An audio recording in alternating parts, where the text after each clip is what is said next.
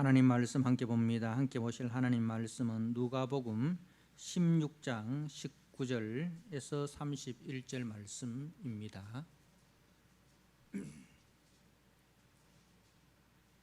누가복음 16장 19절 말씀. 한 부자가 있어 자색 옷과 고운 베옷을 입고 날마다 호화롭게 즐기더라. 그런데 나사로라 이름하는 한 거지가 헌데투성이로 그의 대문 앞에 버려진 채 그 부자의 상에서 떨어지는 것으로 배불리려 하며 심지어 개들이 와서 그 헌데를 핥더라.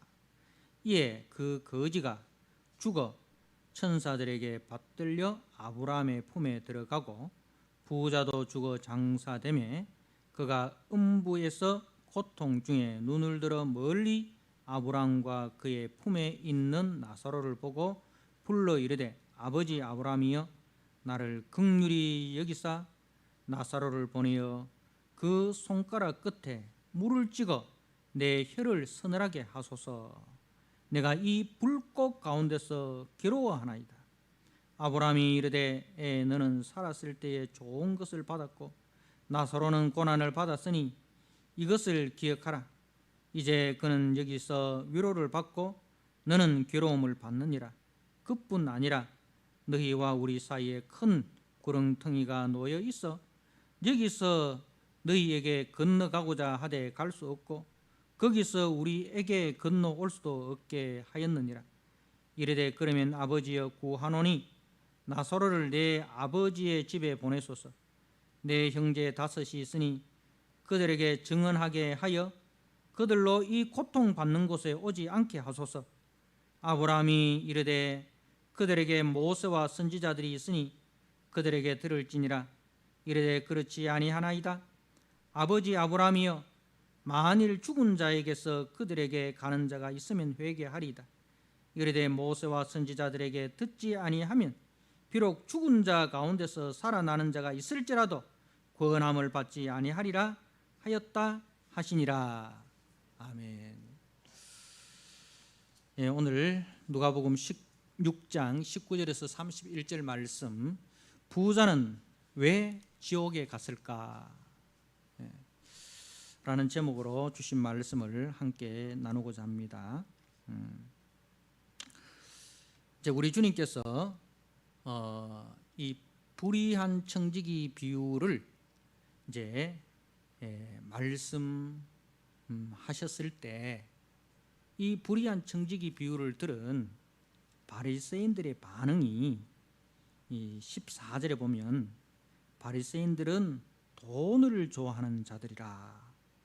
이 모든 것을 듣고 비유권을 이렇게 이제 16장 14절에 그렇게 기록을 하고 있습니다. 그러니까 우리 주님의 말씀을 듣고 은혜를 받고 순종하는 자로 나아가는 것이 아니라 주님의 말씀을 듣고 그 말씀을 비웃습니다. 주님의 말씀을 비웃습니다. 자, 그러한 문맥에서 오늘 본문 부자와 거지 나사로의 비유가 주어집니다. 우리는 15장에서부터 지금 16장까지 말씀을 몇 주간에 걸쳐서 살펴보고 있는데요. 이제 주님께서 누가복음 9장에서 이제 우리 주님께서 예루살렘으로 올라가기를 굳게 결심을 하셨습니다.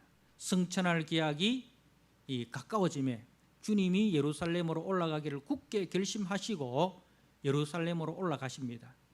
이제 예수님께서 예루살렘에 올라가시면 이제 구원의 계획이 성취가 되어지는 거죠.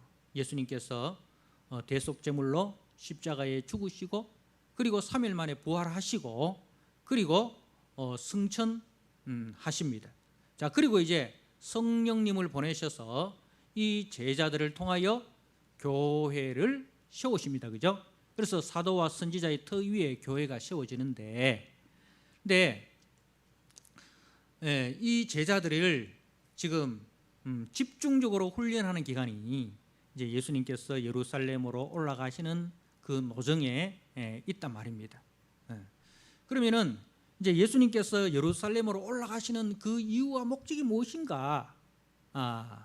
그게 바로 잃은 양을 찾는 일이라는 것입니다. 예수님께서 십자가에 죽으심으로 이제 그 누가복음 15장에 이제 아버지가 그 큰아들에게 이렇게 이야기하지 않습니까? 마지막 절에 보면 15장 32절에 이 네 동생은 죽었다가 살아났으며 내가 잃었다가 얻었기로 이렇게 합니다. 자, 여러분 죽었다가 살아나고 잃었다가 얻습니다. 그런데 이 일이 그냥 되는 게 아니에요. 죽은 자가 죽지 않는 생명이 없는 자가, 영생이 없는 자가 영생을 얻게 되고, 그리고 아버지를 반역하고 떠난 탕자, 아버지를 반역하고 떠난 반역자가 아버지의 집으로 돌아올 수 있고, 그리고 그 아버지의 아들이 되고 아버지의 상속자가 되는 것은 그냥 되어지는 게 아니잖아요. 그냥 되어지는 게 아니잖아요. 왜? 우리 하나님은 공의의 하나님입니다. 사랑의 하나님이시지만 그 이전에 공의의 하나님입니다. 죄에 대해서는 반드시 그 죄값을 물으시는 하나님이십니다. 우리 하나님은 거룩하시고 공의로우신 분입니다. 죄에 대해서는 반드시 그 죄값을 물으시는데, 그런데 그 죄값을 우리에게 묻지 아니하시고 우리의 죄값을 누구에게 묻습니까? 하나님의 아들 예수님에게 그 죄를 묻습니다. 그래서 예수님은 우리의 죄를 대신 짊어져 주시고 우리를 위하여 하나님 앞에 대속제물이 되어주시고, 그리고 우리를 하나님과 화목하게 하는 화목제물이 되어주셨어요. 그래서 우리가 죽었다가 살게 되고 잃었다가 다시 얻게 된 것입니다. 그래서 누가복음 15장에 잃은 양, 잃은 드라크마, 잃은 아들, 이 비유는 우리 주 예수 그리스도의 은혜에 의하여 우리가 잃었던 자가 얻게 되고 죽었던 자가 살아나게 되었다는 것을 말씀을 합니다. 그래서 누가복음 15장은 하나님 아버지의 사랑, 그리고 우리 주 예수 그리스도의 십자가의 그 은혜를 말씀을 하고 있습니다. 자, 그리고 16장에서 이 불의한 청지기 비유를 통해서 자, 이제 우리가 그 하나님 아버지의 사랑과 우리 주 예수 그리스도의 그 십자가 대속의 은혜로 말미암아 죽었다가 살아난 자가 되고 잃어버렸다가 얻은 자가 되었는데, 그러면은 이제 우리는 어떻게 살아야 되는가? 주님의 은혜 가운데서 구원함을 받아 하나님의 자녀된 자들은 어떻게 살아야 되는가? 그 제자도에 대해서 말씀을 한다 했잖아요. 그 제자도가 이제 불의한 청지기 비유를 통해서 우리에게 전해지고 있습니다. 이 불의한 청지기 비유는 청지기의 그 불의함을 칭찬하는 게 아닙니다.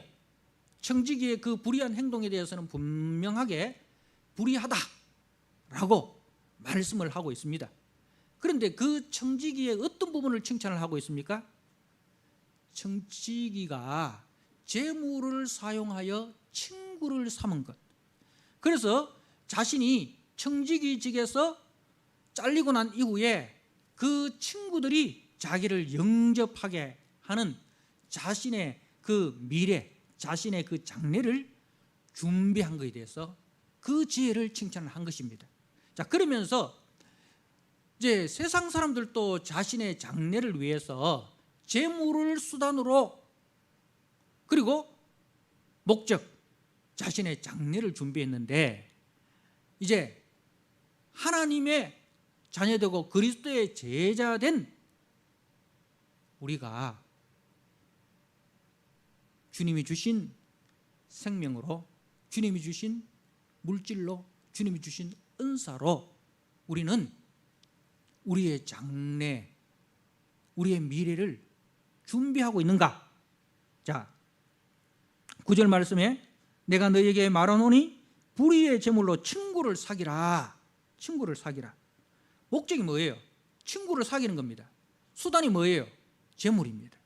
자, 그런데 지금 이 바리새인들은 뭐가 목적입니까? 돈이 목적입니다. 돈을 좋아하는 자. 하나님과 제물을 겸하여 섬길 수 없느니라. 주님 분명히 그렇게 말씀했지 않습니까? 13절이 그죠? 너희는 하나님과 제물을 겸하여 섬길 수 없느니라. 이것을 중히 여기면 저것을 경히 여기고, 저것을 경히 여기면 이것을 중히 여기는 것인데, 그래서 하나님과 제물을 겸하여 섬길 수 없다 이거예요. 그 말을 듣고 이 바리새인들이 비웃습니다. 왜? 저들은 뭐가 목적이에요? 돈이 목적이에요. 수단이 하나님이에요. 하나님을 수단으로 해서 자신의 돈을 축적하는 것. 자, 그런데 우리 믿음의 성도들은 이제 재물이 수단이고 친구를 사귀는 것이 목적입니다. 우리의 친구가 누굽니까? 우리의 친구가 누굽니까? 우리가 요한복음 15장 13절에서 14절을 보니까 우리 주님께서 우리를 친구 삼기 위하여 이 땅에 오셨습니다. 우리를 친구 삼기 위하여 자신의 생명을 대속제물로, 화목제물로 내어주셨습니다. 그래서 그 만극하신 사랑과 은혜로 말미암아 우리가 예수님과 친구가 되었어요. 더 나아가서 예수님은 우리의 형제가 되어주기 위해서 이 땅에 오셨습니다. 히브리서 2장에 보면 예수님은 우리의 형제가 되어주기 위해서 이 땅에 오셨습니다. 그 예수님은 우리의 친구이면서 우리의 형제가 된 것이죠. 우리의 친구가 되어주시고 우리의 형제가 되어주셔서 우리를 대신하여 우리의 죄짐을 짊어지시고 하나님 앞에 심판을 받으시고 정죄를 받으시고 우리를 하나님의 자녀로 회복시켜 주셨습니다. 자, 그래서 이 제물로 우리의 친구 되신 예수님을 섬기라 이 말입니다. 예수님이 목적이고 수단은 물질이고 은사고 더 나아가서 우리의 생명까지도 수단인 거예요.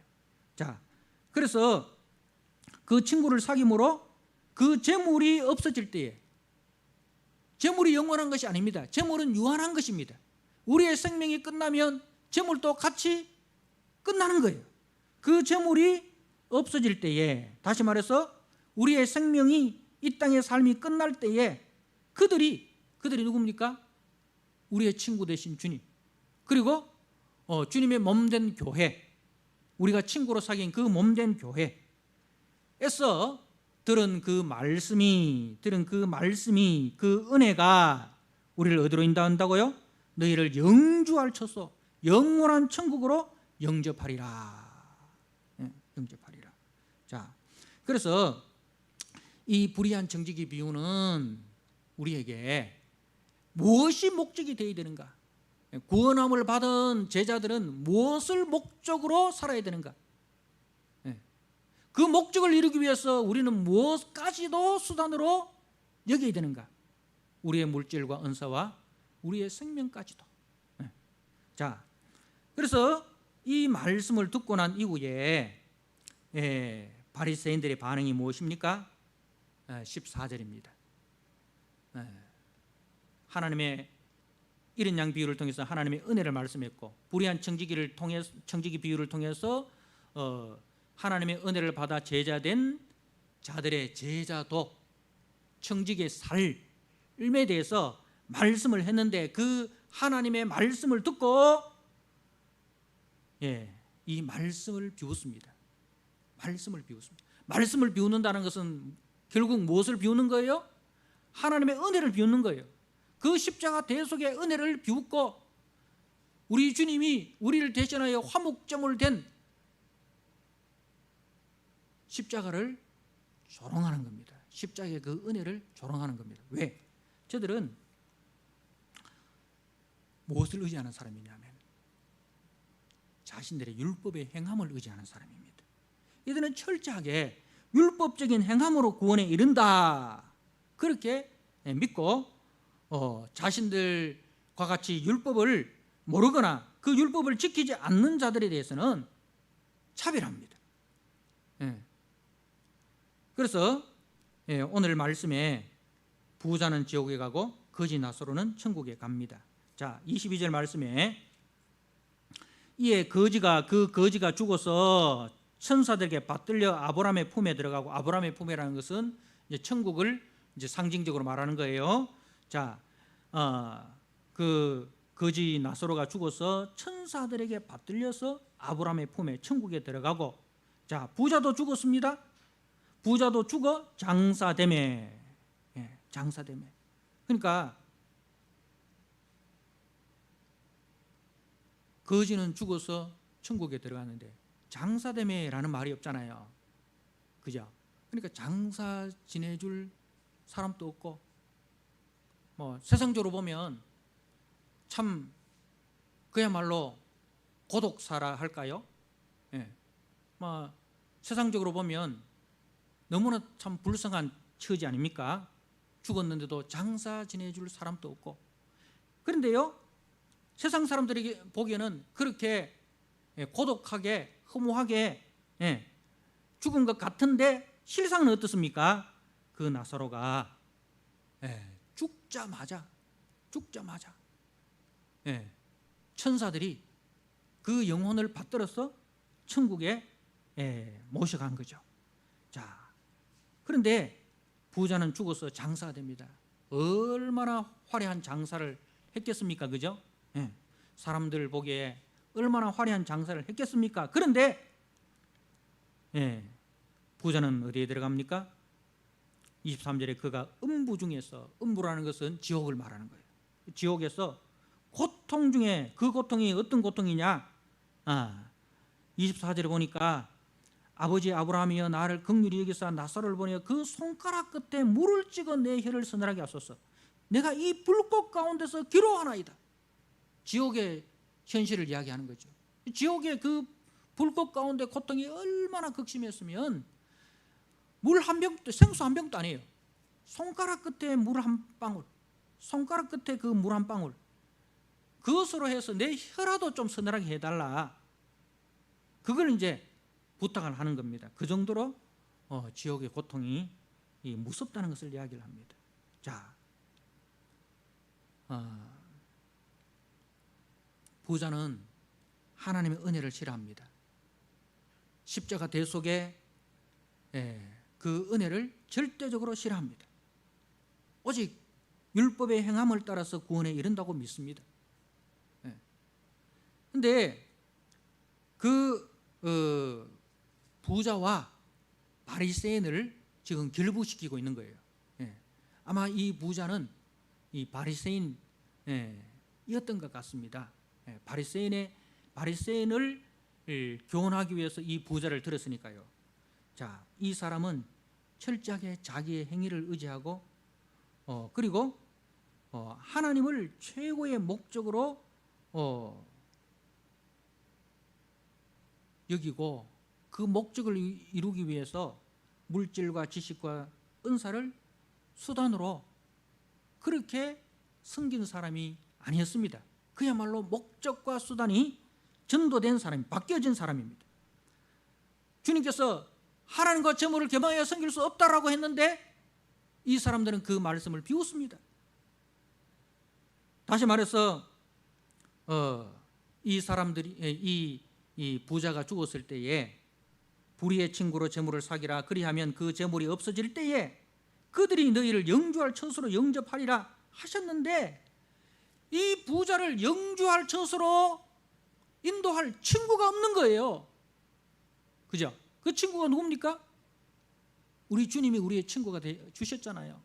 그 예수님의 손길이 필요 없다고 거절한 거잖아요. 예수님의 그 손길이 필요 없다고, 예수님의 그 십자가 은혜가 필요 없다고. 그래서 예수님의 말씀을 비웃었던 거 아닙니까? 이 사람이 어떻게 살았습니까? 1절 말씀에 보니까 이 사람은요, 자색 옷과 고운 베옷을 입고 날마다 호롭게 즐기는 자라, 그렇게 소개를 하고 있습니다. 그렇게 자신을 위해서는 그 왕이나 왕족이 입는 자색 옷, 고운 베옷 입고, 그리고 날마다, 하루 건너 하루도 아니고 날마다 호롭게 즐겼습니다.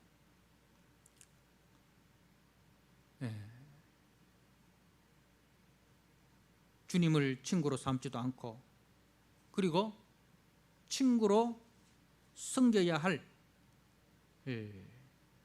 그 교회 공동체, 하나님의 은혜 공동체, 그리고 그 하나님의 사람들에 대해서는 철저하게 무관심하였습니다. 자, 20절 21절 보십시오. 그런데 나사로라 이름하는 한 거지가 헌데투성이로 그의 대문 앞에 버려진 채라고 되어 있어요. 우리가 신약에서, 복음서에서 예수님의 비유가 많이 나옵니다, 그죠? 많이 나오는데 이 비유에서만 사람의 이름이 소개되고 있습니다. 이 비유에서만 사람의 이름이 소개되고 있습니다. 나사로라고. 근데 부자의 이름은 기록하지 않습니다. 부자의 이름은 그냥 부자라고만 하고 이름을 기록하지 않는 거예요. 왜 그럴까요? 우리가 룻기에 보면 이제 이 모압 여인 룻이 시어머니 나오미와 함께 모압에서 거지가 되어 가지고 베들레헴 고향에 돌아왔을 때 그 룻과 나오미를 돌봐준 사람이 있습니다. 보아스죠, 보아스. 그죠? 그런데 보아스보다 이 룻과 나오미의 집안에 더 가까운 친척이 있습니다. 더 가까운 친척 있는데 이 사람이 기업 물을 자의 1순위입니다. 그죠? 그런데 이 사람은 자기의 기업에 손해가 될까요? 나는 기업을 무르지 않겠다라고 신발을 벗습니다. 그런데 그 사람의 이름에 대해서 성경은 뭐라고 이야기합니까? 아무여라고 되어 있습니다. 그리고 보아스의 이름은 분명하게 기록을 하고 있습니다. 무슨 뜻이었다 했죠? 자기의 이익을 위해서 형제의 이름을 기억하지 않는 사람은, 하나님은 그 사람의 이름을 기억하지 않겠다는 것입니다. 그러니까 부자 이름이 분명히 있었겠죠. 그런데 하나님께서는 그 부자 이름을 기록하지 않습니다. 왜? 네가 친구인 예수의 이름도 기억하지 않고, 그리고 친구로 네가 섬겨야 할 교회 공동체, 성도 공동체, 나사로의 이름을 기억하지 않으니 나도 네 이름을 모른다 하겠다. 나도 네 이름을 기억하지 않겠다. 그런데 나사로라 분명히 기록을 하고 있습니다. 이 나사로는 여러분 누구의 이름이죠? 요한복음에 보니까 그 마리아와 마르다의 오라버니, 그죠? 나사로 죽었다가 주님이 병든 나사로의 집에 빨리 오라는 재촉을 받았음에도 불구하고 늦게 갔습니다. 죽은 지 나흘이 지나서 냄새가 나는 그 나사로, 그죠? 그 나사로를 우리가 연상할 수 있습니다. 아마 예수님께서는 그 나사로를 생각을 하고 이 비유에서 나사로라는 이름을 이제 말씀하지 않았을까, 그런 생각을 해봅니다. 그래서 나사로라는 이름의 뜻이, 이거는 헬라식 이름인데 히브리식 이름으로는 엘라살, 하나님이 도우신다, 하나님이 도우신다 라는 뜻이에요. 그래서 이 나사로는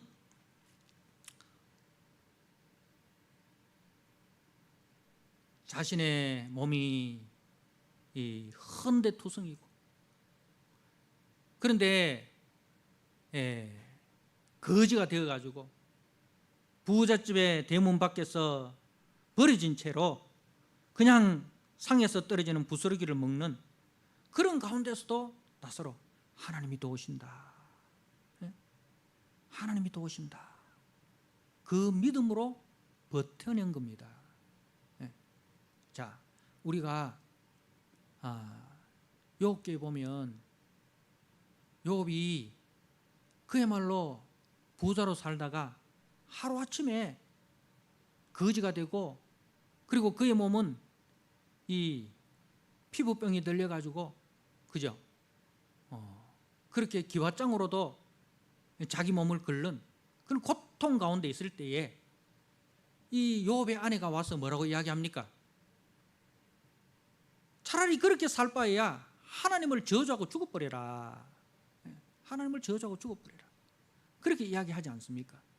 그러니까 그야말로 이 나사로의 삶은 그 차라리 죽는 것이 나을 정도로 몸은 병들고 가난하고 모든 자존심을 내려놓고 그 부자의 상에서 떨어지는 부스러기를 먹고 개가 와서 핥아도 쫓아낼 힘이 없는, 차라리 죽는 것이 사는 것보다 더 나은 그런 가운데서도 뭡니까? 하나님이 도우신다. 하나님이 도우신다. 그 믿음으로 견뎌내는 것. 여러분, 그게 믿음입니다. 여러분, 우리가 믿음이라는 것이 이 주님의 일을, 주님의 나라를 위해서, 교회를 위해서 큰 일을 하는 것, 그것도 믿음인데요. 이 나사로는 그럴 형편이 못 되잖아요, 그죠? 모든 그 여건상, 환경상, 건강상 그렇게 할 여건이 되지 못함에도 불구하고 하나님이 도우신다. 하나님이 도우신다. 나를 이렇게 이 자리에 세우신 그 하나님의 이유와 목적이 있을 것이다. 그 하나님에 대해서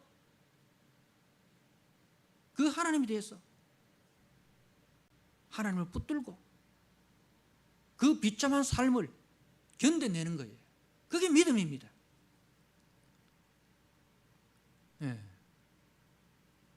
그게 믿음이에요.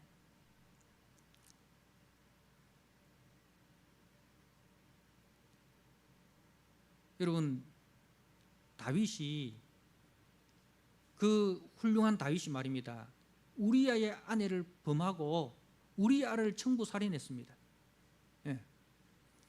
그래서 나단 선지자가 왔을 때 그 죄를 책망할 때, 여러분, 왕으로서 그 얼마나 부끄러운 짓이고, 그리고 그 지금까지 살아왔던 그 다윗의 삶과 비교해 보면 이거는 정말 있을 수도 없는, 다윗이 지금까지 골리앗과 싸우고 사울에게 쫓겨다니면서 그 시편의 주옥 같은 말씀을 그 하나님의 대언자가 되어서 그 기록을 하고, 그런 다윗의 이미지와 지금 이 우리아의 아내 바세바를 범하고 우리아를 청부살인한 그 이미지와 비교하면 여러분, 자존심 상해서 어떻게 살겠습니까?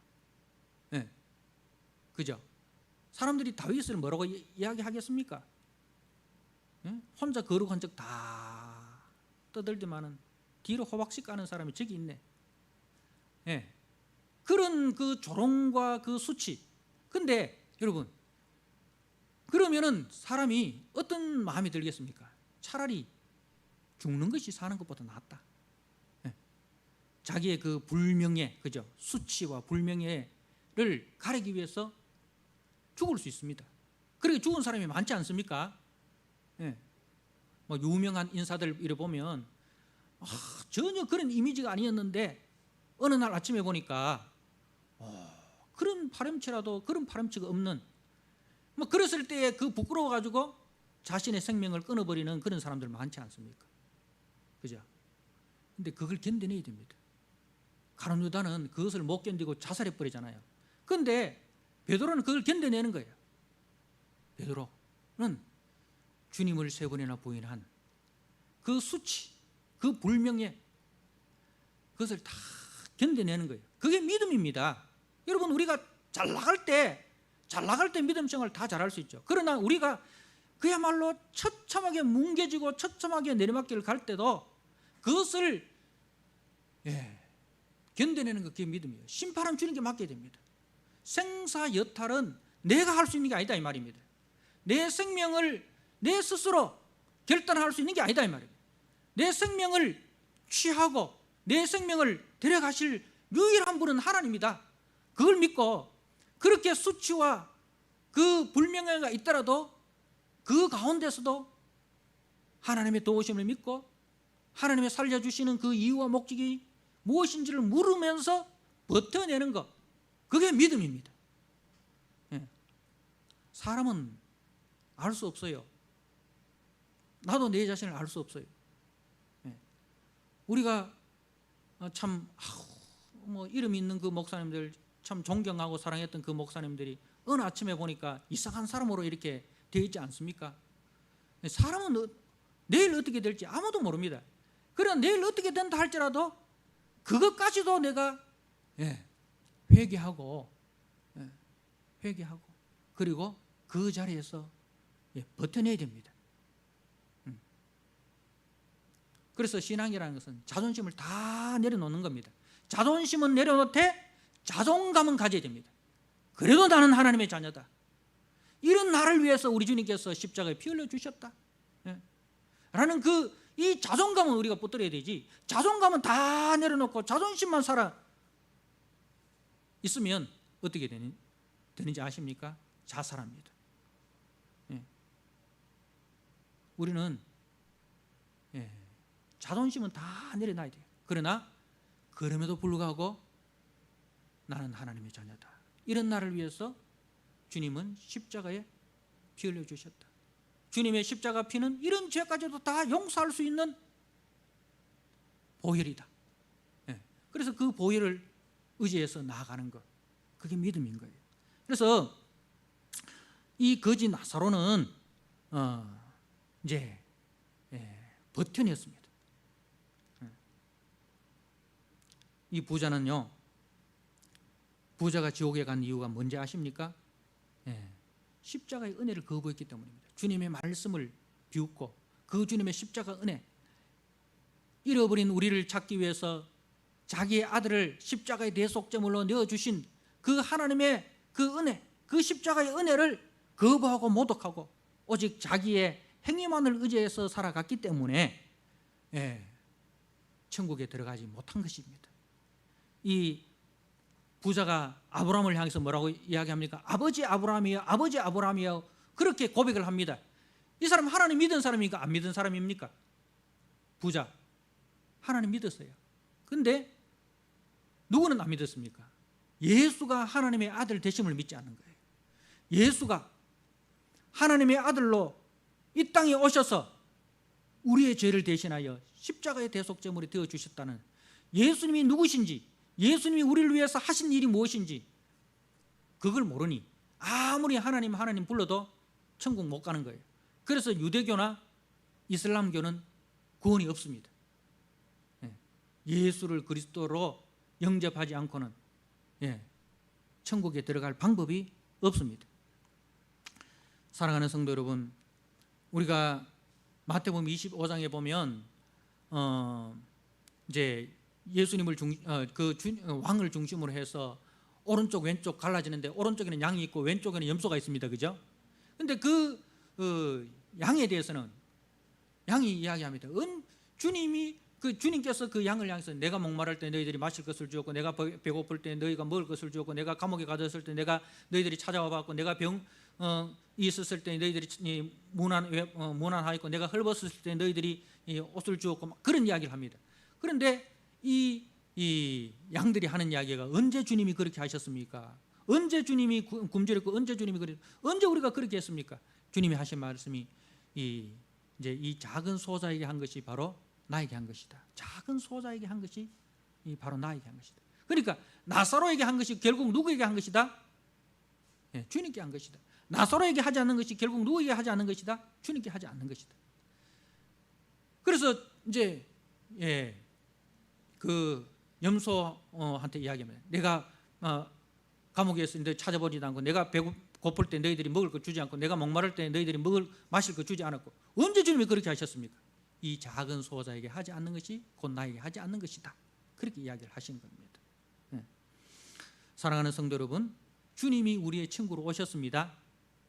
우리의 친구가 되기 위해서 자신의 생명을 내어주셨습니다. 그리고 주님께서 피로 값주고 사신 교회를 우리의 친구로 사귀라고 우리에게 맡겨주셨습니다. 그래서 우리가 교회의 어떤 성도들에 대해서도 뭐로 생각해야 된다고요? 친구로 생각해야 된다는 거죠. 그 사람을 친구로 생각하고 그 사람을 주님 대하듯이 그렇게 우리가 대해야 된다는 거죠.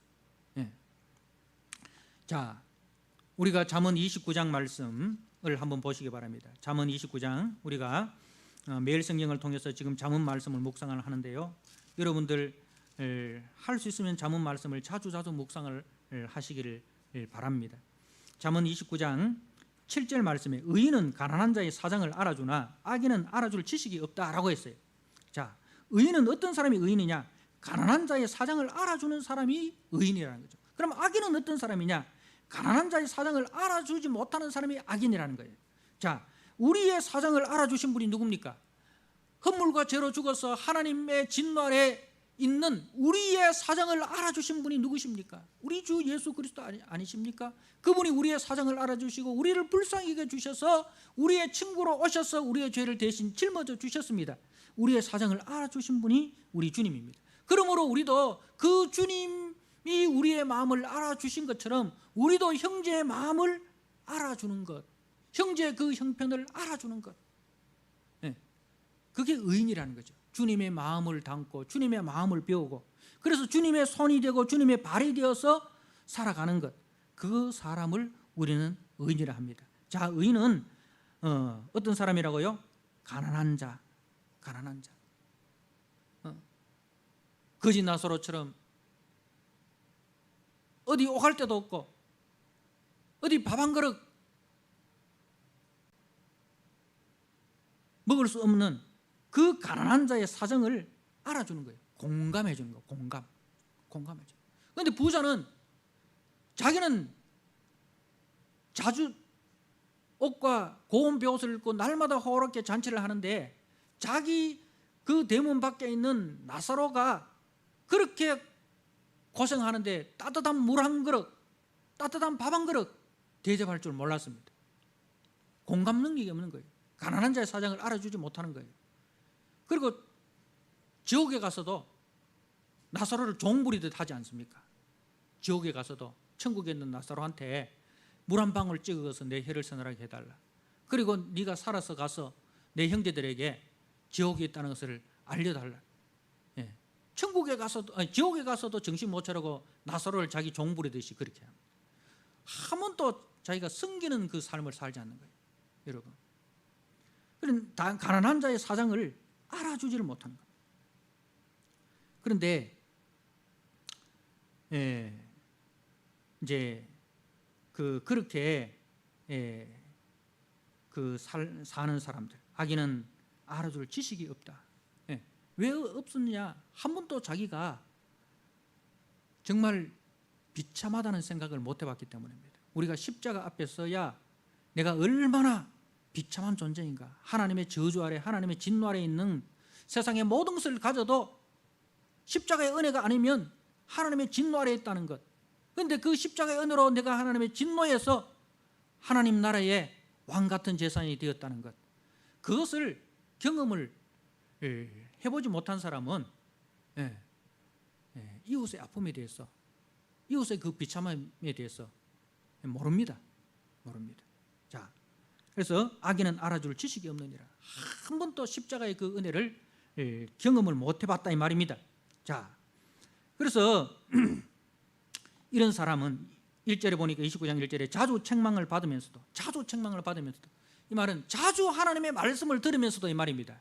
우리 주님께서 이 바리새인을 향해서 이런 양, 이런 드라크마, 이런 아들 비유, 불의한 청지기 비유, 그리고 지금 이 부자와 그 나사로 비유를 지금 말씀하지 않습니까? 바리새인들을 향해서 이렇게 자주 하나님의 말씀을 전하는데도 목이 곧었어요. 목이 곧은 사람, 고집이 세다, 교만이다, 모든 것을 자기 중심, 예수 중심이 아니고 자기 중심, 이게 목이 곧은 사람 누구예요?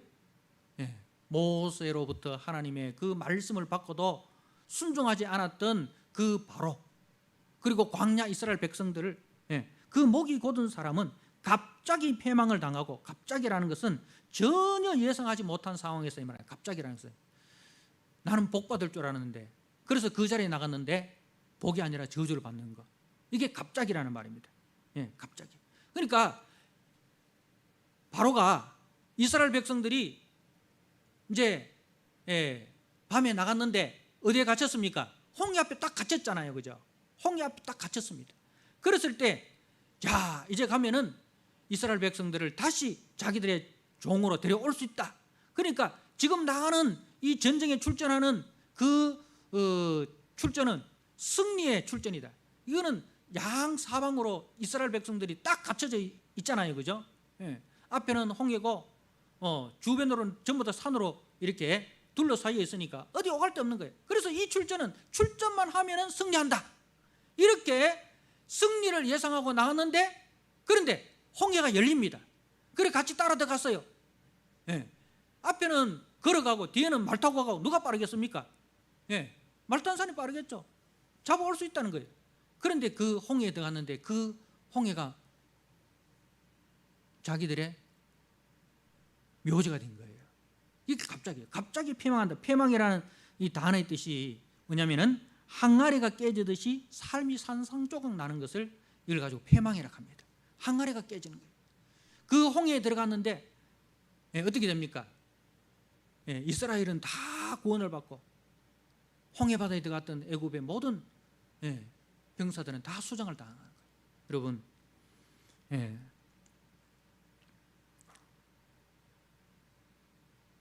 이렇게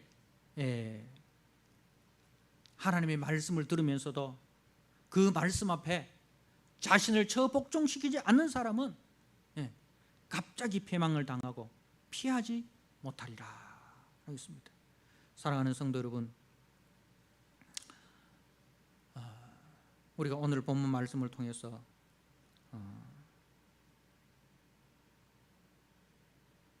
의인은 가난한 자의 사정을 알아주지만은 악인은 알아줄 지식이 없느니라. 의로우신 우리 주님께서 우리의 사정을 알아주시고 우리 가운데 오셔서 우리를 친구 삼으신 것처럼 이제 그 일을 우리에게 맡기셨습니다. 부자가 왜 지옥에 갔습니까? 자주 말씀을 들으면서도 그 말씀에 자신을 처복종시키지 아니하고 자기 고집대로 살다가 십자가의 은혜를 거부하고 자기 고집대로 살다가 지옥에 간 것입니다. 거지 나사로는 어떻게 천국에 갔을까요? 거지 나사로는 어떻게 천국에 갔을까요? 그 십자가의 은혜를 붙들고 힘들고 어렵더라도 그 십자가 그늘 아래 견디고 참고 살아갔기 때문입니다. 여러분, 여러분의 현실을 세상의 눈으로 바라보지 마시기 바랍니다. 세상의 기준으로 여러분의 현실을 판단하지 마시기 바랍니다. 주님이 여러분들을 이 자리에 세우신 이유가 있고 여러분들을 여러분의 가정과 여러분의 삶의 자리에 세우신 이유와 목적이 있습니다. 그 자리가 참고 견디기 힘들더라도 하나님이 나를 도우신다. 그 믿음 가지고 견뎌내시기 바랍니다. 십자가 그늘 아래로 들어가셔서 위로받으시고 샘을 얻으시고 그리고 주님이 나의 사정을 알아주신 것처럼 형제의 사정을 알아주는 자로 그렇게 살아가시는 복된 한 주 되시기를 주님의 이름으로 부탁드립니다. 아멘. 우리 하나님 아버지, 오늘 말씀을 통해서 부자는 왜 지옥에 갔을까? 자주 책망을 받으면서도 목이 곧은 백성은 갑자기 패망한다 하였습니다. 아버지여, 우리가 하나님의 말씀을 들을 때에 목이 곧은 백성이 되지 않게 하시고 사무엘과 같이 여호와여 말씀하옵소서, 주의 종이 듣겠나이다. 그 말씀 앞에 우리 자신을 처 복종시키고 그 말씀이 나를 지배하고 다스리는 삶으로 나아가게 하여 주시옵소서. 하나님의 은혜가 나를 다스려 주시고 하나님의 은혜가 나를 주장하는 삶으로 나아가게 하여 주옵소서. 그 은혜로 아버지 형제 사정을 알아주는 자가 되게 해주시고 그 은혜로 교회를 섬기고 형제를 섬기는 거룩한 천국 백성으로 복되고 아름답게 살아가는 우리 성도들이 다 되게 하여 주옵소서. 예수님께 하신 이름으로 감사하며 기도드리옵나이다. 아멘. 찬송가 400